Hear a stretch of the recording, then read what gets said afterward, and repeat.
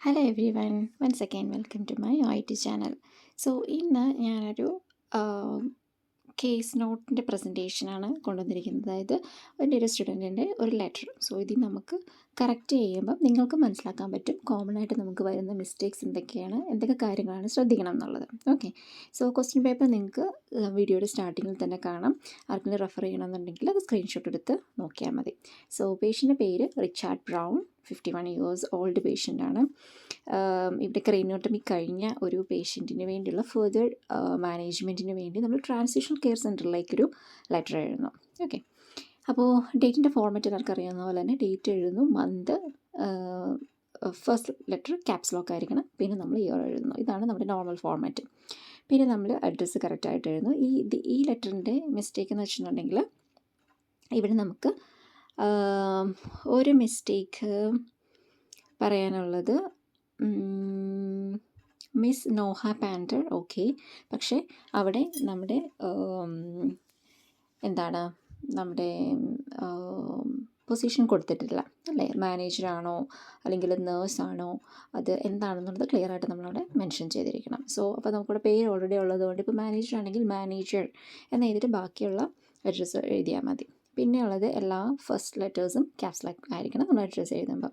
Dear miss പാൻറ്റർ കഴിഞ്ഞിട്ട് comma ഇടുക. ഇവിടെ കോമ ഇടുക എന്നുള്ളത്, കോമ ഇട്ടെങ്കിൽ ഈ വേഴ്സിൻസിൽ അല്ലെങ്കിൽ ഫെയ്ത്ത്ഫുൾ ചെയ്യുന്ന സ്ഥലത്തും കോമ യൂസ് ചെയ്യണം. ഇവിടെ ഇട്ടില്ല എന്നുണ്ടെങ്കിൽ നിങ്ങൾ അവിടെ ഇടേണ്ട ആവശ്യമില്ല, അത്രയേ ഉള്ളൂ. റിഗാർഡിങ് കഴിഞ്ഞിട്ട് mister Richard brown comma aged 51.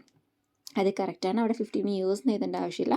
But in case weeks അല്ലെങ്കിൽ ഡേയ്സിലുള്ള ബേബീസിനാണ് നമ്മൾ മെൻഷൻ ചെയ്യണമെന്നുണ്ടെങ്കിൽ നമ്മളത് എഴുതണം. ഇപ്പം in case 5 years old baby ആണെങ്കിൽ ഏജ്ഡ് 5 ഡേയ്സ് ആണെങ്കിൽ ഏജ്ഡ് 5 ഡേയ്സ്, ഇപ്പം 11 മന്ത്സ് ആണെങ്കിൽ ഏജ്ഡ് 11 മന്ത്സ്. ബട്ട് ഇയേഴ്സ് നമ്മൾ മെൻഷൻ ചെയ്യേണ്ട ആവശ്യമില്ല. ദെൻ ഐ കഴിഞ്ഞിട്ട് കുറച്ച് സ്പേസ് ഇടുക. I am writing to refer mister Richard Brown who underwent craniotomy. അത് okay. He requires care and support. ഒരു സിമ്പിൾ കെയർ ആൻഡ് സപ്പോർട്ട് എന്ന് എഴുതുന്നതിന് പകരം ഏത് ടൈപ്പ് കെയർ ആണെന്ന് എഴുതുകയാണെങ്കിൽ കുറച്ചുകൂടി നല്ലതായിരിക്കും. ഒരു പെർട്ടിക്കുലർ ടൈം പീരീഡ് അവർ കൊടുത്തിട്ടില്ല എന്നുണ്ടെങ്കിൽ continued care, ongoing care അല്ലെങ്കിൽ ഫോളോ അപ്പ് കെയർ, ഇതിലേത് വേണ്ടത് നമുക്ക് എഴുതാം. So continued care and support at your facility. At your ഫെസിലിറ്റിയും ഫ്രം യുവർ ഫെസിലിറ്റി എഴുതുമ്പോൾ ശ്രദ്ധിക്കണം. അറ്റ് യുവർ ഫെസിലിറ്റി ആണെങ്കിൽ നമ്മൾ അവരെ അങ്ങോട്ട് അഡ്മിഷൻ വിടുകയാണ്. ഫ്രം യുവർ ഫെസിലിറ്റി എന്ന് പറയുമ്പോൾ അവിടെ നിന്ന് ആരെങ്കിലും ഹോം വിസിറ്റിന് വേണ്ടി, അതായത് പേഷ്യൻ്റ് വീട്ടിൽ വന്ന് നോക്കുന്ന ആളായിരിക്കും. ഓക്കെ, അത് രണ്ടും കൂടെ ആലോചിച്ചിട്ട് നിങ്ങൾ എപ്പോഴും എഴുതാവുള്ളൂ. He will be discharge on 18 March 2022. Date എപ്പോഴും ഒരേ ഫോർമാറ്റിൽ തന്നെ ത്രൂ ഔട്ട് ലെറ്ററിൽ എഴുതാൻ നോക്കാം. ഓക്കെ, അപ്പോൾ നമ്മൾ ഇൻട്രഡക്ഷനിൽ കംപ്ലീറ്റ് പേരുണ്ട്, കണ്ടീഷൻ ഉണ്ട്, അല്ലെങ്കിൽ കറൻറ്റ് ഡയഗ്നോസിസ് ഉണ്ട്, റിക്വയർമെൻ്റ് ഉണ്ട്, ഡിസ്ചാർജ് ഓപ്ഷൻസ് അത് ഓപ്ഷനിലാണ്. പക്ഷേ ഡിസ്ചാർജ് ഇന്നത്തെ ഡേറ്റ് 16 ആണ്, 2 ദിവസം കഴിഞ്ഞിട്ടാണ് ഡിസ്ചാർജ്. അപ്പോൾ നമ്മളത് കമ്പൽസറി ഇൻട്രഡക്ഷനിൽ എഴുതിയിരിക്കണം.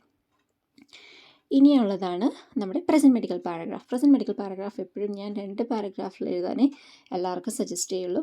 അത് ഓർഗനൈസ്ഡ് ആയിട്ട് നമുക്ക് എഴുതാൻ വേണ്ടി കുറച്ച് ഹെൽപ്ഫുള്ളായിരിക്കും. വായിക്കുന്ന ആൾക്കും കാര്യം പെട്ടെന്ന് പിടികിട്ടുകയും ചെയ്യും.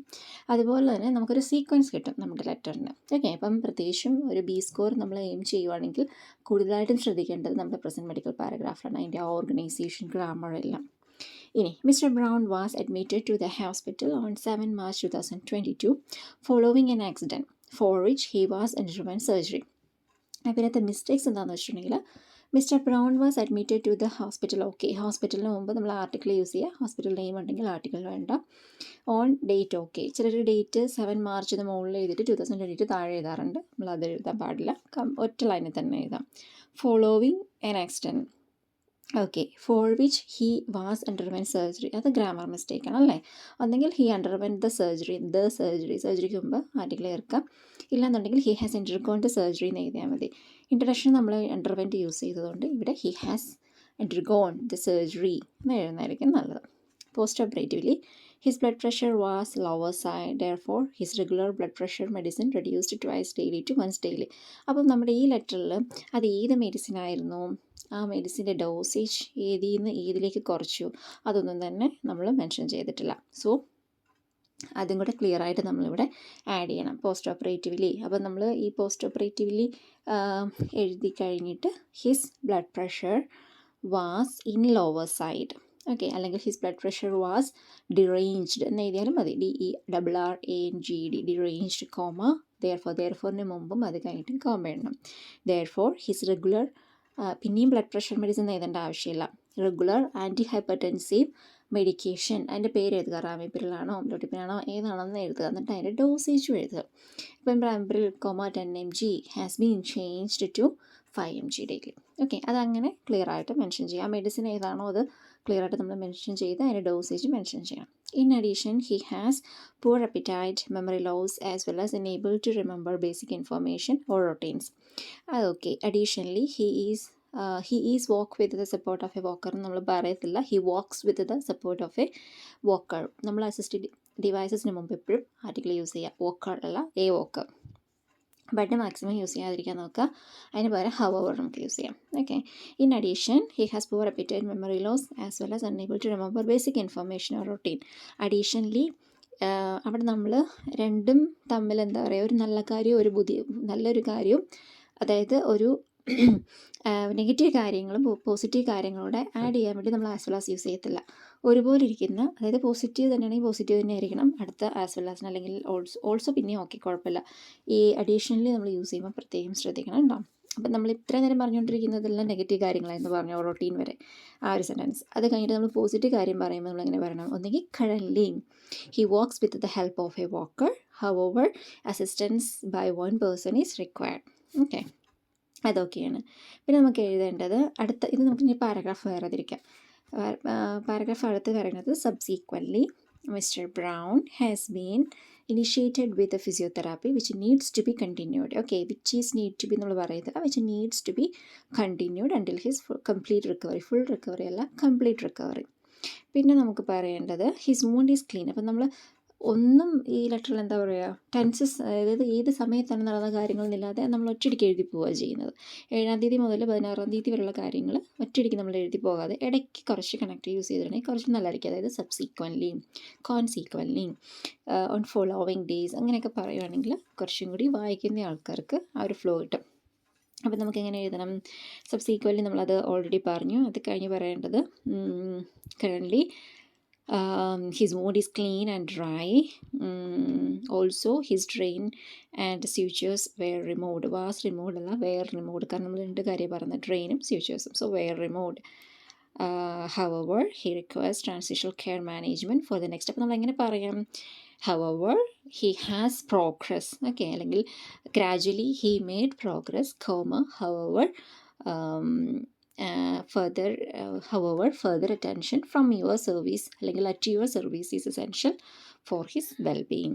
ഓക്കെ, നമുക്ക് ഒരു മന്തിലേക്ക് ഫോർ ദ നെക്സ്റ്റ് 1 month എന്ന് അവർ ക്ലിയർ ആയിട്ട് കൊടുത്തിട്ടുണ്ടെങ്കിൽ ഇൻട്രഡക്ഷനിൽ നമ്മൾ കണ്ടിന്യൂഡ് കെയറിന് പകരം നമുക്ക് കണ്ടിന്യൂസ് കെയർ അല്ലെങ്കിൽ കണ്ടിന്യൂയിങ് കെയർ അല്ലെങ്കിൽ റെസ്പൈറ്റ് കെയർ എന്ന് എഴുതാം, അല്ലെങ്കിൽ ഫോളോവിങ് കെയർ എന്ന് എഴുതിയാലും ഓക്കെയാണ്. ഓക്കെ, ഇത്രയാണ് നമ്മുടെ പ്രസൻറ്റ് മെഡിക്കൽ പാരഗ്രാഫ്. ഇനിയിപ്പോൾ ഞാൻ എപ്പോഴും പ്രസൻറ്റ് മെഡിക്കൽ പാരഗ്രാഫിൻ്റെ ലാസ്റ്റിൽ ഈ ഒരു സെൻറ്റൻസസ് എപ്പോഴും എഴുതാൻ എല്ലാവരുടെ അടുത്തും പറയാറുണ്ട്, ദെയർഫോർ ഫർദർ അറ്റൻഷൻ അല്ലെങ്കിൽ our further attention from your facility അല്ലെങ്കിൽ at your facility is essential for his or her wellbeing.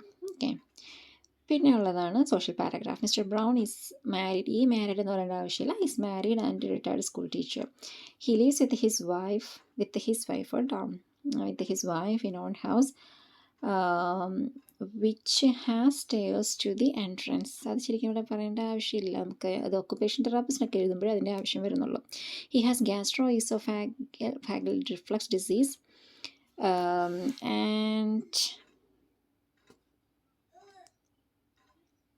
and hypertension, as well as he is on Mecangel, 15 ml, twice daily. പിന്നെ semicolon ഇടുക, റാംപ്രിൽ 4 mg, twice daily respectively.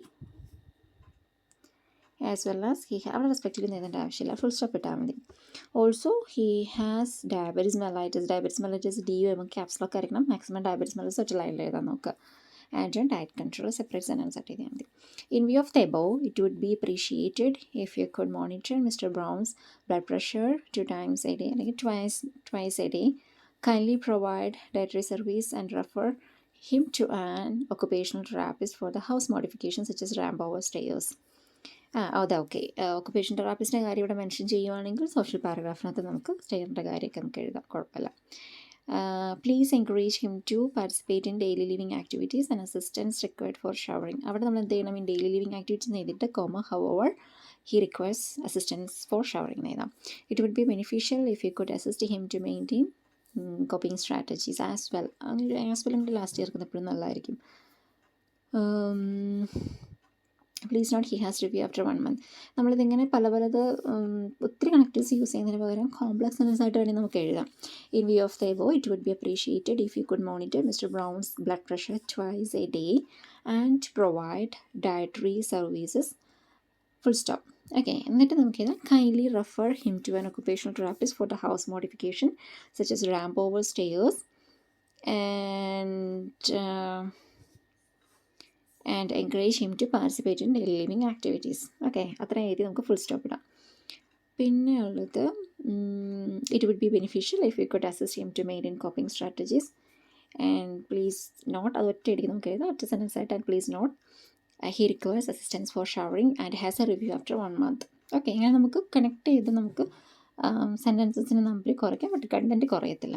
കണക്റ്റീവ്സിൻ്റെ usage കുറയ്ക്കാം. If you have any queries please do not hesitate to contact me your sincerely. അപ്പോൾ നമ്മൾ ആർക്കാണ് എഴുതുന്നത് അവരുടെ പേരുള്ളതുകൊണ്ട് sincerely എഴുതി, അവിടെ കോമ ഇടാത്തതുകൊണ്ട് ഇവിടെയും കോമ ഇട്ടിട്ടില്ല. പിന്നെ രജിസ്റ്റേർഡ് നഴ്സ്. ഓക്കെ, അപ്പം ഒരു ജനറൽ ഇൻഫർമേഷൻസ് എല്ലാം തന്നെ പ്രസൻറ്റ് മെഡിക്കൽ പാരഗ്രാഫിനകത്തുണ്ട്. ഒത്തിരി വലിയ ലെറ്റേഴ്സാണ്, ഒത്തിരി റെക്കമെൻഡേഷൻസ് ഉണ്ടെങ്കിൽ നമുക്ക് കുറച്ച് റെക്കമെൻഡേഷൻസ് പ്രസൻറ്റ് മെഡിക്കലിൽ എഴുതാം. അതായത് he has been initiated with physiotherapy which needs to be continued. അത് നമ്മൾ പ്രസൻറ്റ് മെഡിക്കലിൽ എഴുതിയതുകൊണ്ട് റെക്കമെൻഡേഷൻ ഒന്നും കൂടെ എഴുതേണ്ട ആവശ്യമില്ല.